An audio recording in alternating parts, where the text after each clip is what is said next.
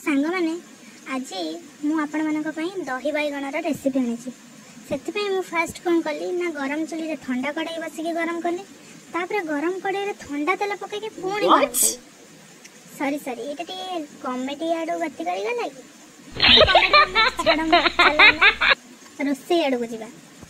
तो सांग मैंने तेल को गरम कर सारा पर मुझे फुटण पकईदेली फुटण पकई सारा पर तादेह किसी सुखिला लंका भांगी पकईदेली सुखिला लंका भांगी पकेबे ना गोटा पकईदे मुँह फुह छिटिकी जार व्यस्त हम से किसी कर किसी भृषंग पत्र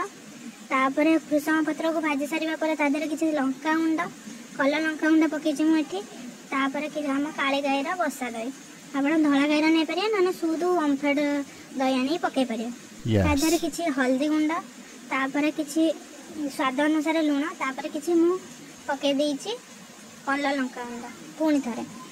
कारण आम टे बेसी राग खाओ तापर बैगण को पकई देकी किसी समय फुटापी छाड़देवी तापर ये देखो आम पुआ दोली खेलुचे तापर आमर प्रस्तुत हो गला दही बैगण।